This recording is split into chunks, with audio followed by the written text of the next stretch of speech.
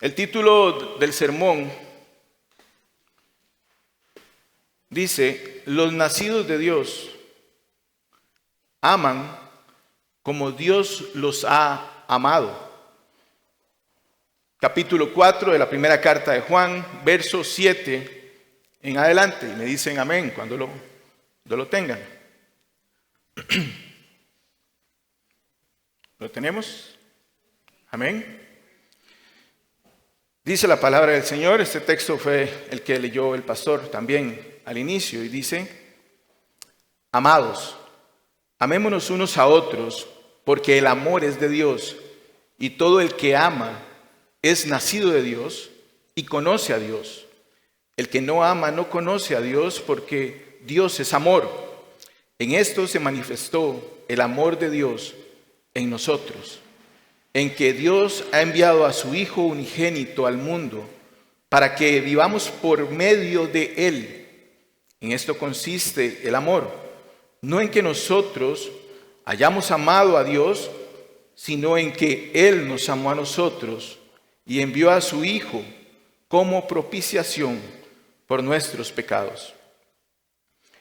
Amados, si Dios así nos amó, también nosotros debemos amarnos unos a otros. A Dios nunca lo ha visto nadie. Si nos amamos unos a otros, Dios permanece en nosotros y su amor se perfecciona en nosotros. Bueno, quisiera hablar un poquito sobre la carta, sobre un contexto de la carta. Esta carta, bueno, la autoría o el autor es Juan, hijo de Zebedeo, el cual es hermano de Santiago. Jesús apodó a estos dos hermanos como los hijos del trueno. En una palabra específica dice Boanerges. Y esto era porque ellos aparentemente tenían un temperamento muy fuerte. De hecho, Jesús en un momento determinado, cuando ellos le dijeron que por qué no hacían descender fuego del cielo para consumir a una población gentil que no les había prestado atención al mensaje del Evangelio, Jesús les dijo: ¿de qué espíritu son ustedes? Y evidenciaban claramente que tenían muy poco amor. O que el amor de ellos estaba tal vez como no muy centrado bien en el amor de Dios. Estaban más bien con un temperamento fuerte y de esa manera querían expresar tal vez el celo de Dios, pero realmente ese no era el amor realmente. Entonces Jesús les llamó de esta manera. Lo interesante y curioso también es que después el apóstol Juan es considerado en algunos y llamado como el apóstol del amor, y que sus cartas van enfocadas en esa línea, y así es. Entonces vemos ese contraste, ¿verdad?, de ese momento en el que ellos expresan esto con muy poco amor, y luego vemos a un Juan, ¿verdad?, que más bien es considerado como un discípulo de Jesús, uno de sus apóstoles, lleno de mucho amor. La fecha más o menos de la escritura de esta carta fue entre el 90 y el 95 después de Cristo. Y eso nos deja más o menos también entender que Juan pudo haber andado entre unos 80 años cuando escribió la carta. Ya era bastante avanzado de edad, sin ninguna duda. Y la carta también venía, su procedencia de lo que era Asia Menor, estaba dirigida a las iglesias en Éfeso, a varias iglesias que estaban en y alrededor.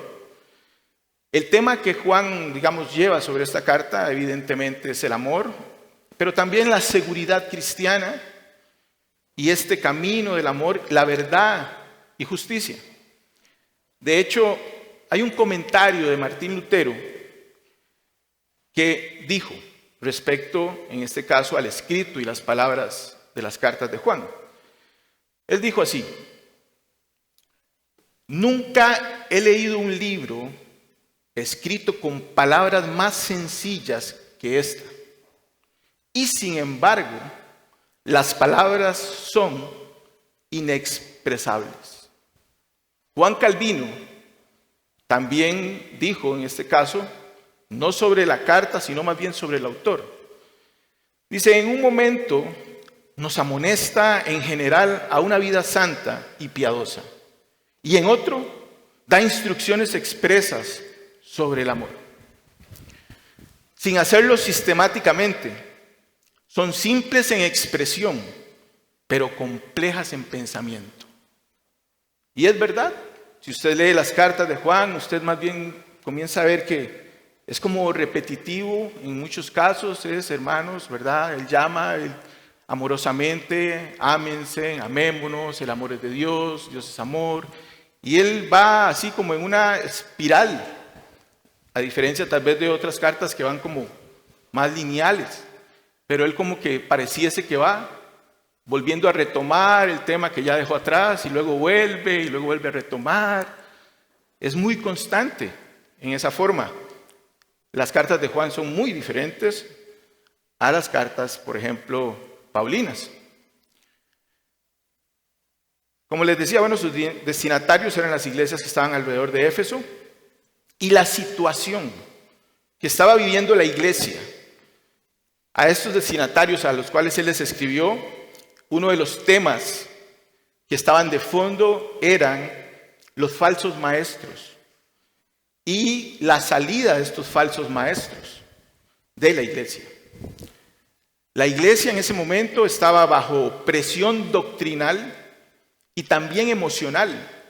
Pensemos en un momento, por ejemplo, las iglesias tienen a estos maestros y generalmente tiende uno a veces a encariñarse, ¿verdad? Normalmente con ciertos hermanos, cierto liderazgo, y de pronto, pues de alguna razón, ¿verdad?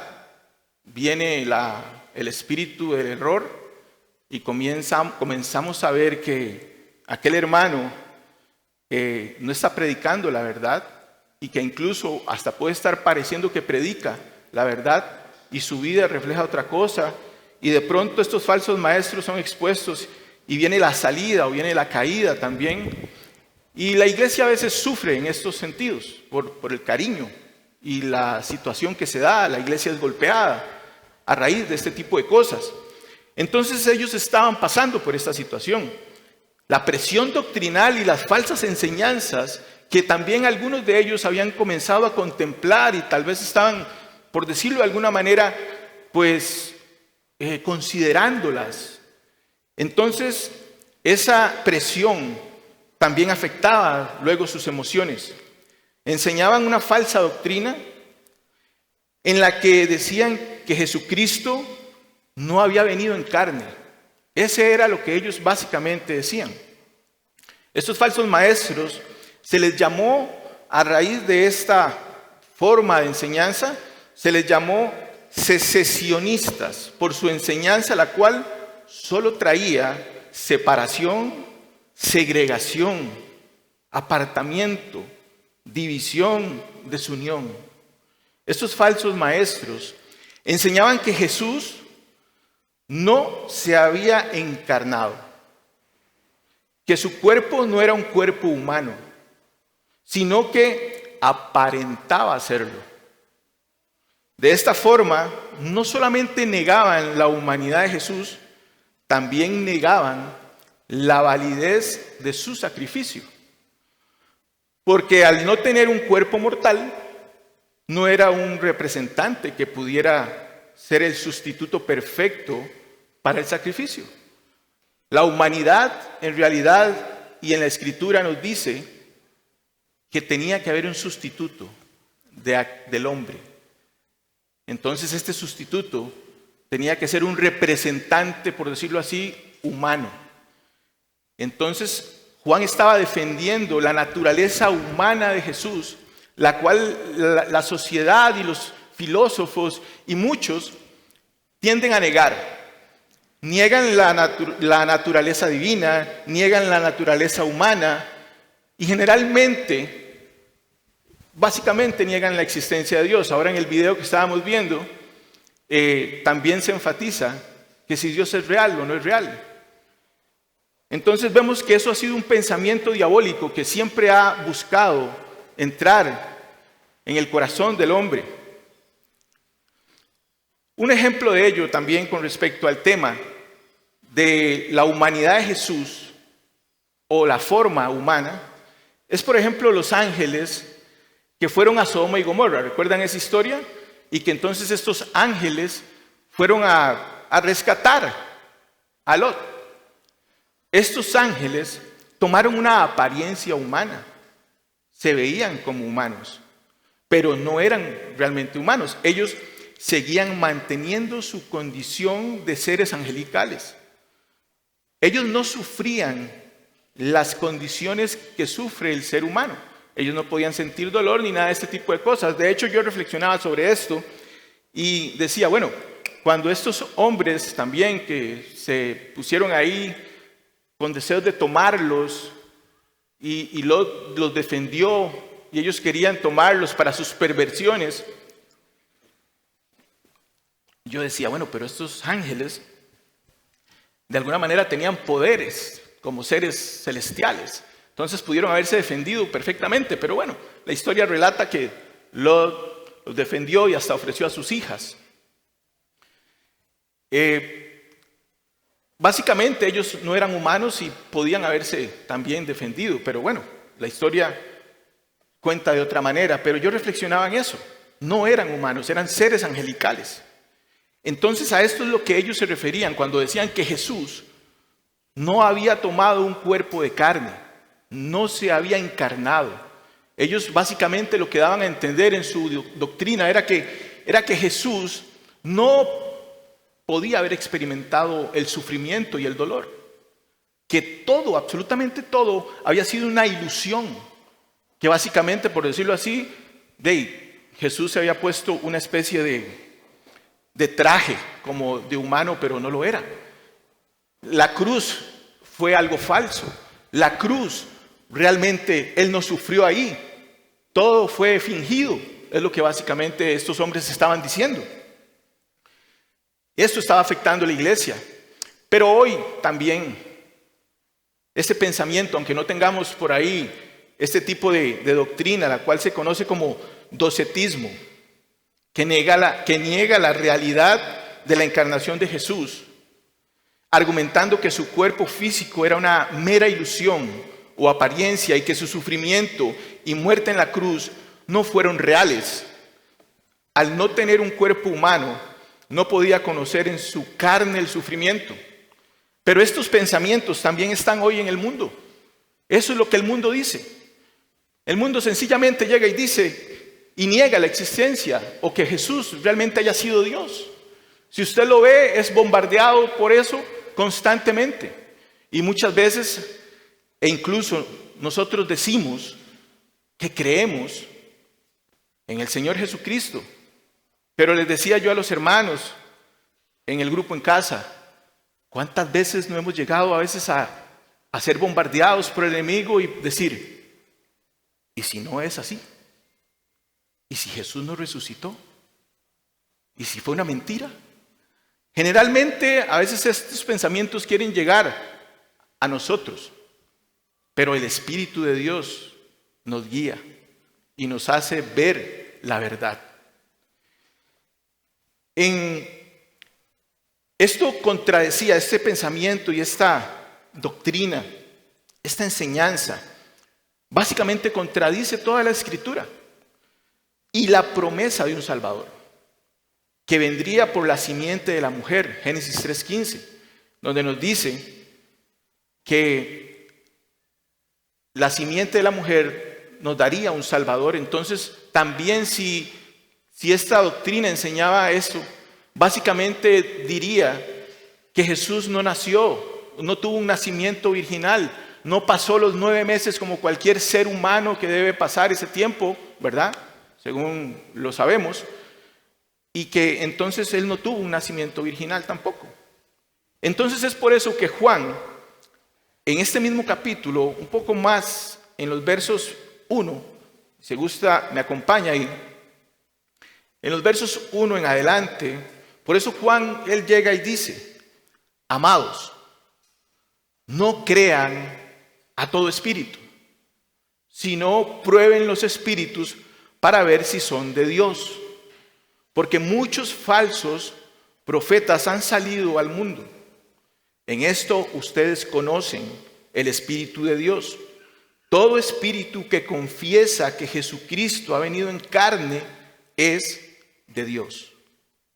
Y todo espíritu que no confiesa a Jesús no es de Dios. Y este es el espíritu del anticristo. Entonces vemos que, aunque no tengamos hoy el docetismo como una enseñanza dentro de nuestra iglesia, sin embargo el bombardeo generalmente de que la naturaleza de Cristo, si era una naturaleza divina, si era humana, si realmente todo esto pasó, realmente creer en Él, es algo que ha bombardeado y atacado siempre a la iglesia, en muchas formas. Tenemos claro que Juan lleva un tema central, el cual es el amor, y que este es la base principal con la que aborda otros temas sin que estos se dejen de contemplar o se separen de la centralidad que él lleva. Esta centralidad, la cual podríamos también decir que es la base teológica del amor fraternal. Juan viene contrastando en la carta, sin admitir algo muy importante, los términos medios. Si ustedes ven, es sumamente radical. Juan comienza en la carta contrastando entre la luz y las tinieblas, la verdad y la mentira, la justicia y el pecado, el amor al mundo y el amor a Dios, los hijos del diablo y los hijos de Dios. Él va haciendo ese contraste. El que aborrece o odia a su hermano y el que ama a su hermano. Y ahora vayamos de nuevo al verso 7. Vayamos ahí y lea conmigo.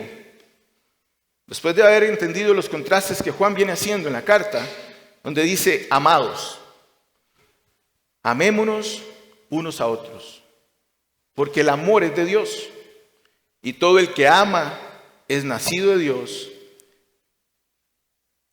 y conoce a Dios. Verso 8, el que no ama no conoce a Dios, porque Dios es amor. Ahora, ¿cómo es esto?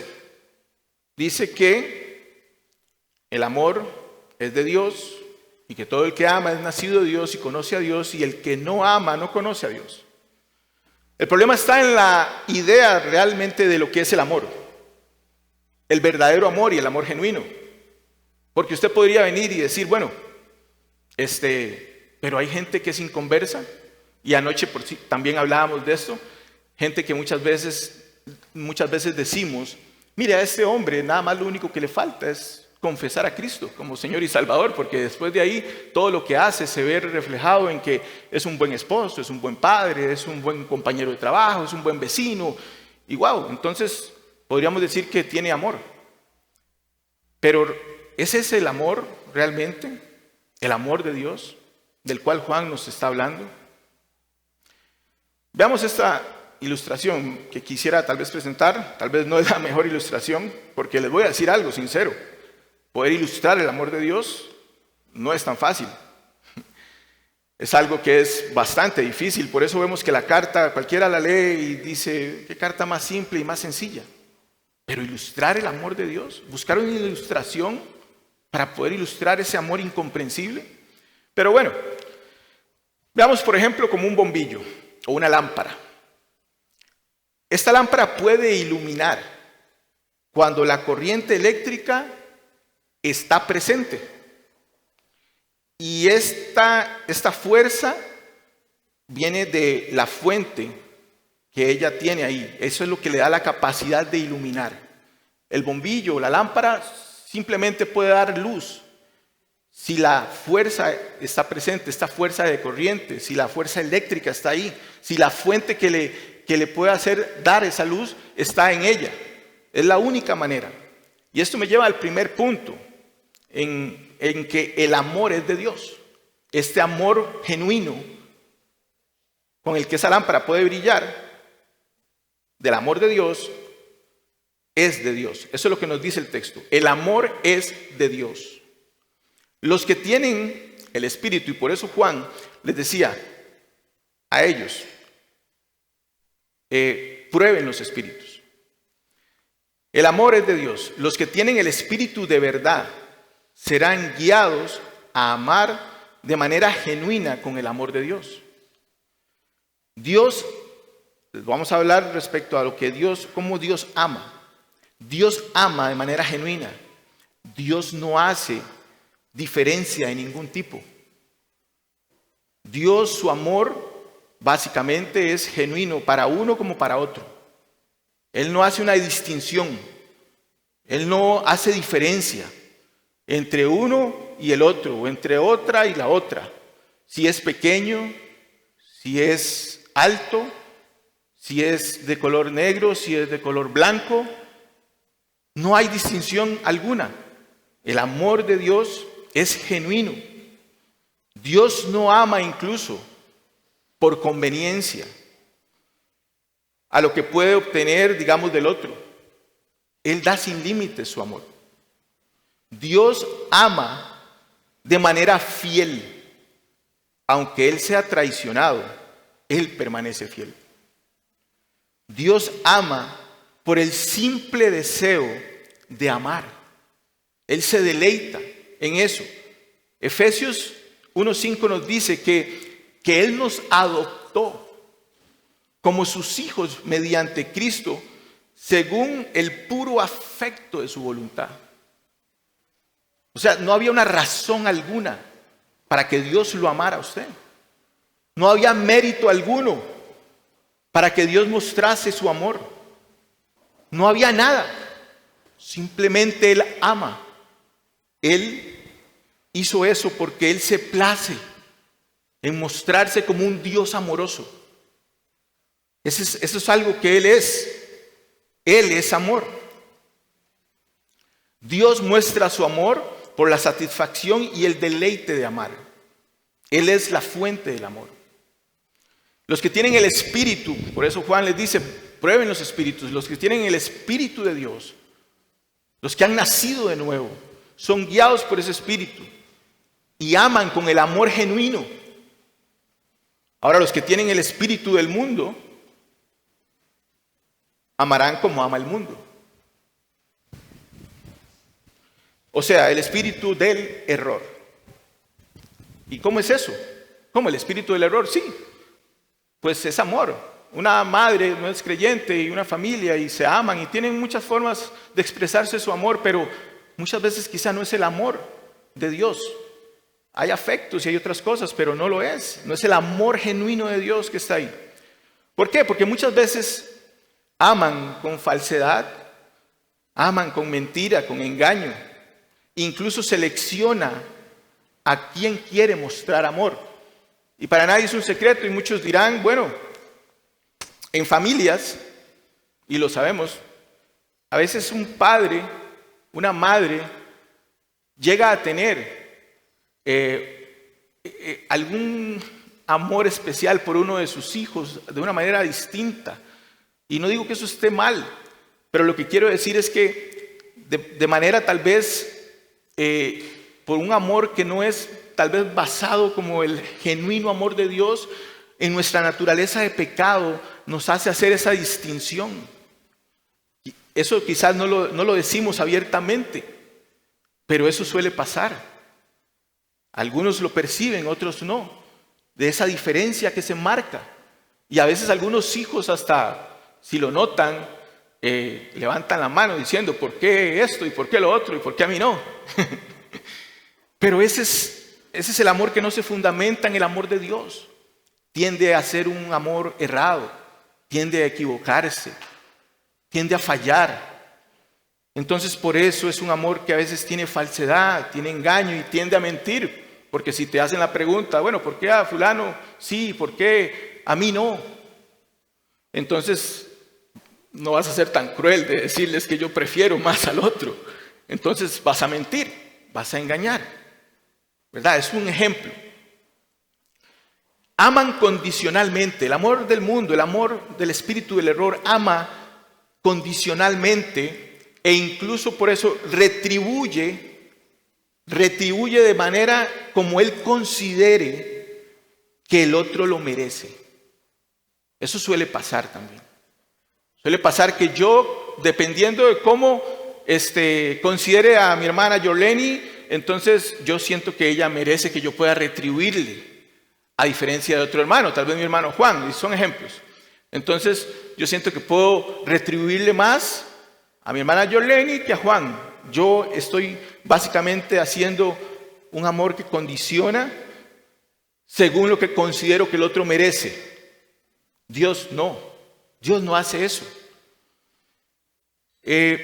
Si el otro tiene incluso esto de la condición y la retribución, va también impulsado por un amor de error, de espíritu de error, donde dice, si el otro no tiene cómo devolver el favor, así es la medida de amor que puedo gastar yo en el otro. Y no hablo solamente de dinero, aunque también involucra el dinero. Pero les repito de nuevo, si el otro no tiene cómo devolverme el favor, así es la medida de amor que puedo gastar en el otro. Ese es el amor que muchas veces, o en gran mayoría, ese es el espíritu de error. El mundo ama de manera infiel. Así es como ama el mundo. A diferencia de Dios, Dios es fiel y permanece fiel, a pesar de que seamos infieles con Él. El mundo ama buscando su felicidad, su deleite y satisfacción primero, antes que buscar el bien del otro. Como la frase que decimos de Miguel Núñez, ahorita no la tengo aquí en el sermón, pero donde dice que el que ama, ¿verdad?, se incomoda para facilitarle la vida al amado. Él deja su confort para hacer eso por el otro. Pero el mundo no. El mundo busca su deleite. El mundo busca su satisfacción primero, antes que buscar el bien del otro. La fuente del amor del mundo está contaminada. Así es, por el pecado. Entonces todo aquello que pareciese ser amor muchas veces puede tener intenciones de fondo que no son el amor genuino de Dios. Por lo tanto, no tiene la capacidad de amar de manera pura y genuina. Juan, en el verso 5, en este mismo capítulo, si gusta me acompaña, dice: ellos son del mundo. Hablando de los que tienen este espíritu del error. Dice, ellos son del mundo. Por eso hablan de parte del mundo. Y el mundo los oye. Nosotros, dice Juan, somos de Dios. Y el que conoce a Dios nos oye. El que no es de Dios no nos oye. En esto conocemos el espíritu de la verdad y el espíritu del error. Nótese cómo nótese la comunión existentes entre lo que es y los que son del mundo y el contraste de los que son de Dios y conocen a Dios. El que tiene el espíritu de Dios conoce a Dios, ha nacido de Dios. Por lo tanto, una de las características del nacido de Dios es el fruto del Espíritu. Y el primero en la lista de estos ingredientes del fruto del Espíritu, según Gálatas 5, 22, 23, es el amor. Y es la evidencia de que se ha nacido de nuevo, ese amor genuino de Dios. El que ha nacido de nuevo no ama el mundo. Y el mundo no lo ama a él. son incompatibles en amor. Son dos amores muy distintos. Si ustedes, dice el Señor Jesús en Juan capítulo 15, verso 19, si ustedes fueran del mundo, el mundo amaría lo suyo, pero como no son del mundo, sino que yo los escogí de entre el mundo, por eso el mundo los odia. Y ahí vemos claramente, y también veo en parte la providencia de Dios, vimos este video y vimos cómo a los hermanos que son alcanzados por la gracia de Dios y ahora el Espíritu de Dios es derramado en sus corazones, como dice Romanos, ahora ellos aman a Dios, sus afectos son distintos. ¿Y cuál es el resultado de ello? De ese amor genuino que opera en el corazón de estos hermanos. El resultado es la persecución. El resultado es el rechazo del mundo. El mundo no los ama. El mundo los odia. Y hay persecución. Ese es el resultado. Ahora, ese amor ágape se evidencia en el afecto por Dios y el afecto también por los hermanos. En el video vemos cómo de pronto aquel hombre fue alcanzado por la gracia de Dios, aquel pastor que le predicó, y de pronto su amor y sus afectos comenzaron a cambiar y su mentalidad comenzó a cambiar y ahora amaba a Dios.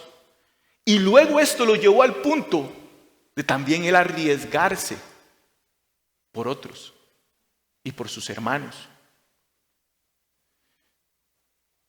Juan en esta misma carta, en el verso 15 del capítulo 2 dice, no amen al mundo ni las cosas que están en el mundo.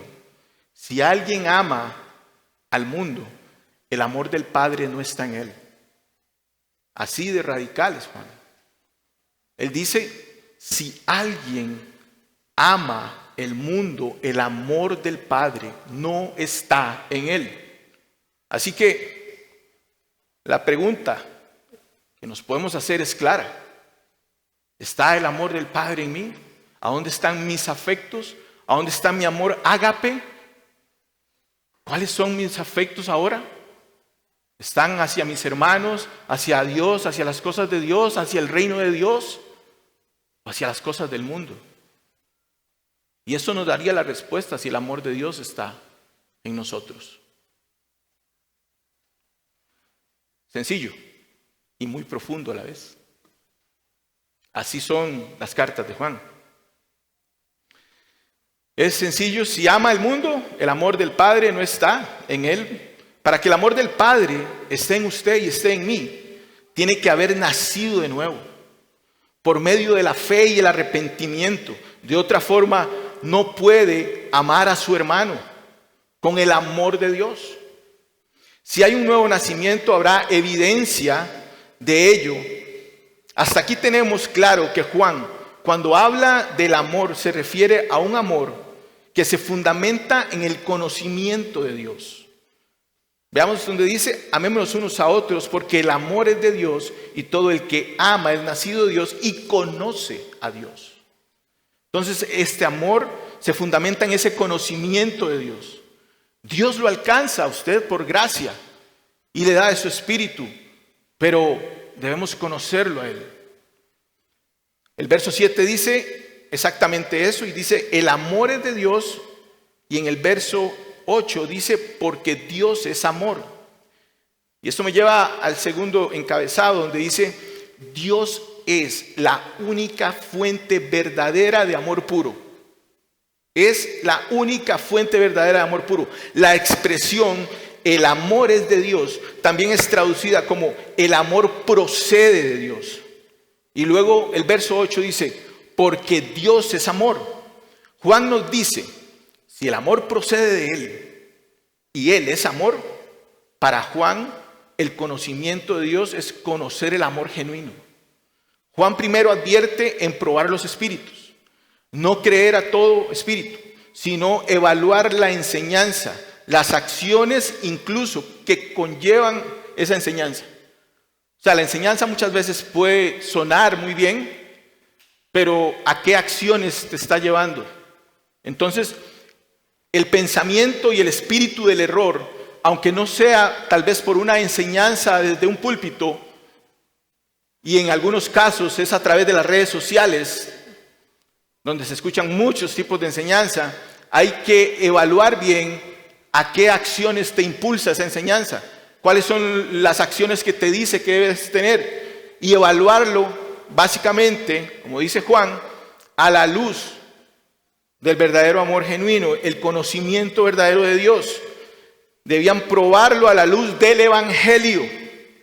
Es lo que se debe hacer, es probarlo todo a la luz del Evangelio.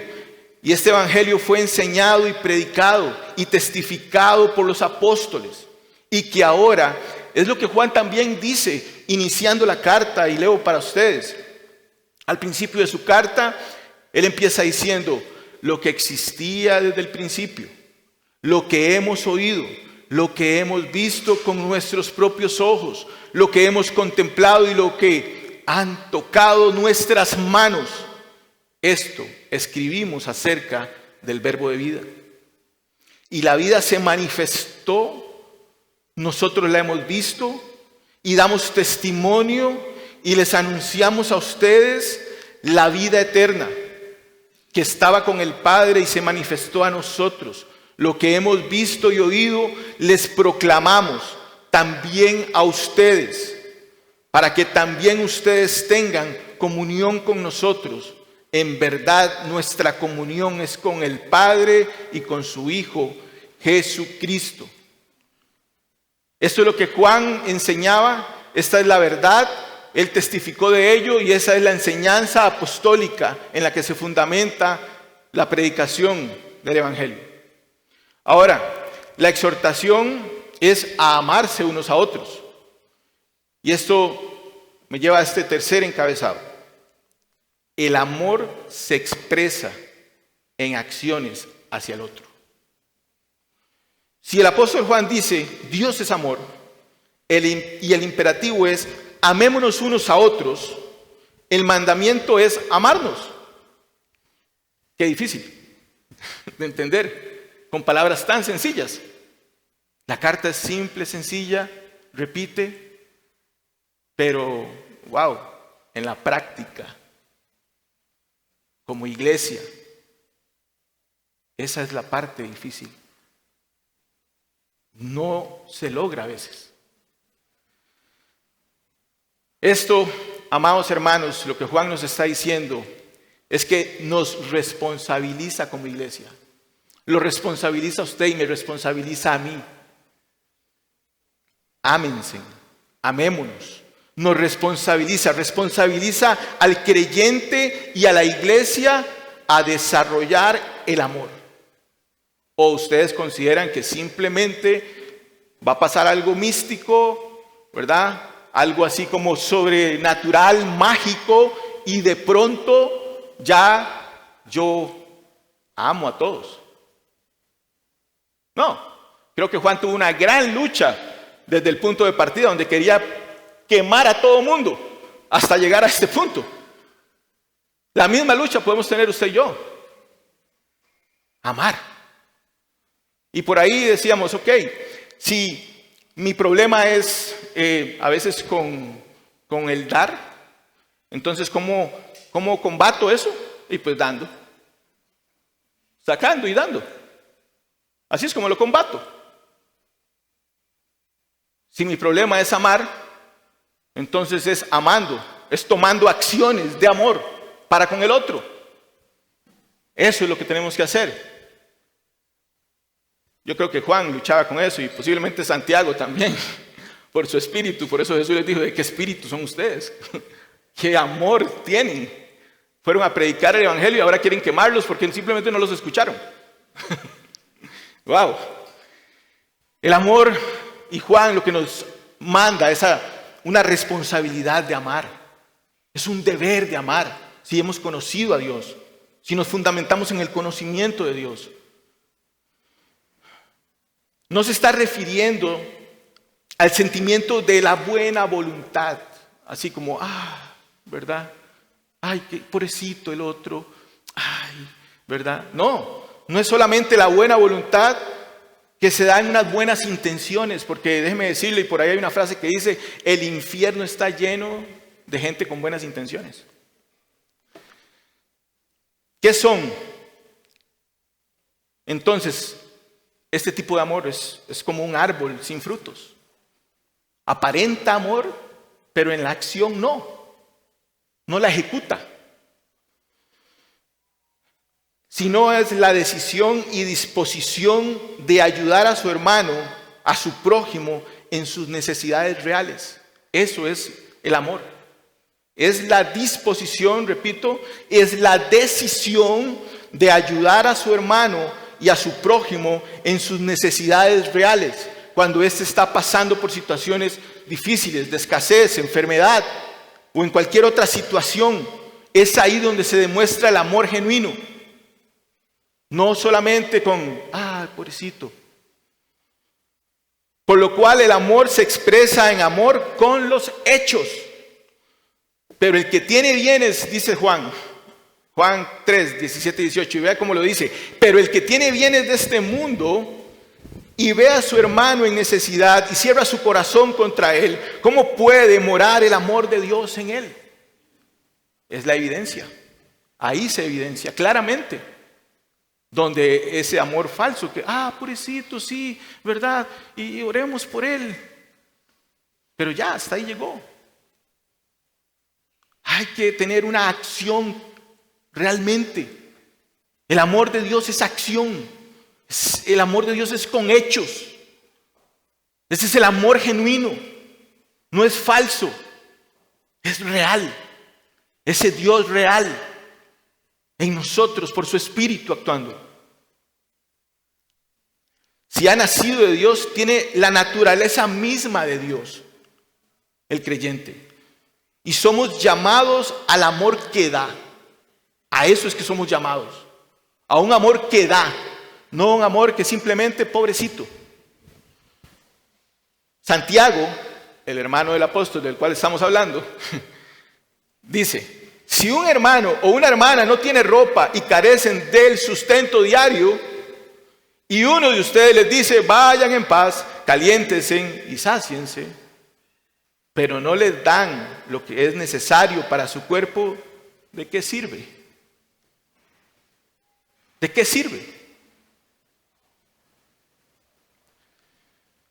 Dios nos muestra su carácter de amor en el interés que tiene al necesitado. Así es como Dios muestra su carácter de amor. Ese interés que Dios demuestra hacia el necesitado, y eso lo hemos visto en Deuteronomio. Gloria a Dios por eso. Donde nos llamaba a tener interés por el extranjero, por la viuda, por el huérfano, a todo aquel que sea vulnerable dentro y fuera también de la iglesia. En Deuteronomio capítulo 15, verso 11 dice, porque nunca faltarán pobres en su tierra. Por esto te ordeno, con liberalidad,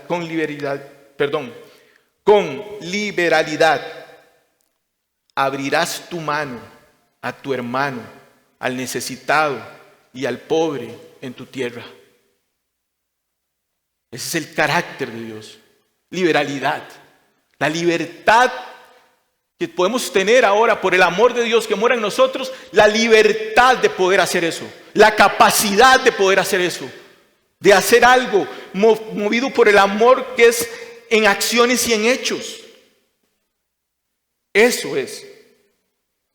Amarnos unos a otros conforme el carácter de Dios es ver la forma en que Él manifestó su amor.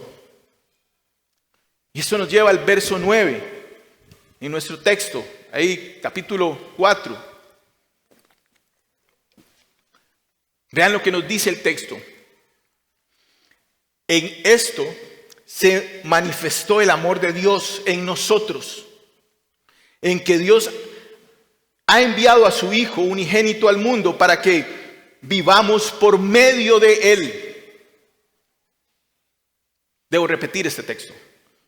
En esto se manifestó el amor de Dios en nosotros, en que Dios ha enviado a su Hijo unigénito al mundo para que vivamos por medio de Él. En esto consiste, verso 10, el amor. No en que nosotros hayamos amado a Dios, sino en que Él nos amó a nosotros y envió a su Hijo como propiciación por nuestros pecados. Cuando estábamos en decadencia, en miseria, en pobreza espiritual, vulnerables, sin Dios, sin esperanza, así es como Dios manifestó su amor enviando a su Hijo y alcanzándolo por gracia a usted y a mí. El amor se manifestó enviando a su Hijo a morir por nuestros pecados. De la misma manera, nuestro amor debe ser un amor sacrificial. De esa manera debe ser nuestro amor. Verso 16 del capítulo 3 de esta misma carta dice: en esto conocemos el amor, en que Él puso su vida por nosotros. Y vea lo que dice: también nosotros debemos poner nuestras vidas por los hermanos. Ok, ¿qué hacemos? ¿Arrancamos este verso de la Escritura porque no conviene? ¿O lo contemplamos? Y entonces amamos conforme al conocimiento de Dios que está en la Escritura. ¿O esperamos que suceda algo mágico en nosotros para amar? No. Es la palabra de Dios, es la voz de Dios que le dice a su iglesia hoy cómo mostrar amor. Y este verso es fuerte, porque dice: también nosotros debemos poner nuestras vidas por los hermanos. En el video queda muy claro, el video que vimos, cómo ponen su vida por los hermanos. Ahora, el pastor nos decía, bueno, ellos allá tienen un contexto y nosotros tenemos uno acá, y eso es cierto. Entonces, ¿cómo hacemos nosotros en nuestro contexto? ¿De qué manera lo hacemos? ¿Cómo ponemos nuestra vida por los hermanos? Quizás les vayan a sonar hasta fáciles, pero mediten en esto. ¿Cómo ponemos nuestra vida por nuestros hermanos?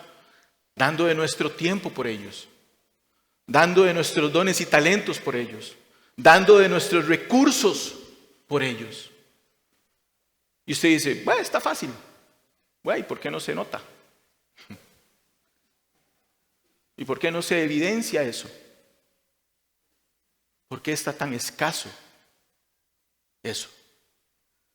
En una iglesia que ha sido llamada a amar de una manera sacrificial, incomodarse y salir de su confort por el otro. Porque si hablamos de contextos, el de nosotros está muy fácil, pero aún así no lo hacemos.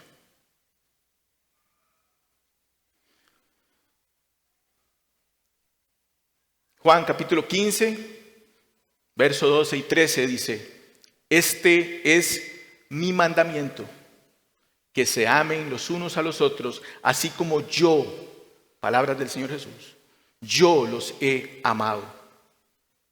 Nadie tiene un amor mayor que este, que uno dé su vida por sus amigos. Esa es la manifestación del amor. Es lo que Dios hizo. Y es lo que nos llama a hacer.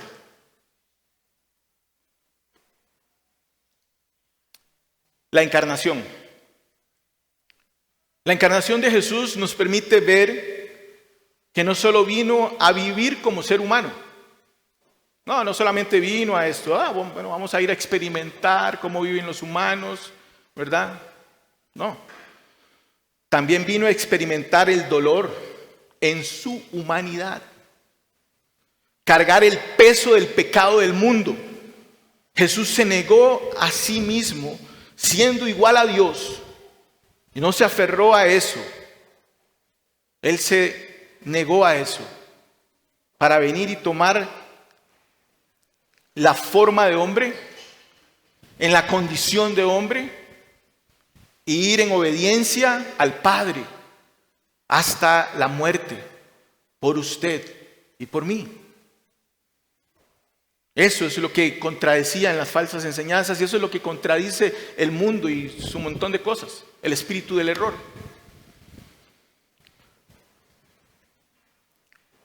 Muchos hoy dicen, ¿cómo es que Jesús, si era Dios, murió en una cruz? La cruz es un fracaso para quienes no la entienden. Un Dios que era inmune al dolor, dejó de lado su inmunidad y entró en un mundo de carne, un mundo de dolor, un mundo de lágrimas, de sufrimiento, de muerte. Y usted me dice, ¿no está siendo muy fatalista usted? No, mire, prenda el televisor en las noticias y se da cuenta de cómo está este mundo. Él entró en este mundo para llevar nuestro dolor también y nuestro sufrimiento, pagando por nuestros pecados, por nuestra culpa, en nuestro lugar. Él nos llama a que manifestemos ese mismo amor entre nosotros. El verso 11 de nuestro texto, lea conmigo, dice: amados, si Dios así nos amó, también nosotros debemos amarnos unos a otros. Verso 12. A Dios nunca lo ha visto nadie. Si nos amamos unos a otros, Dios permanece en nosotros y su amor se perfecciona en nosotros.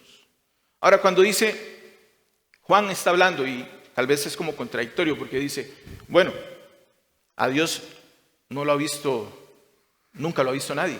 Pero también empezando la carta, él dice lo que hemos visto, lo que hemos tocado, ¿verdad? Entonces, defendiendo que Cristo era Dios.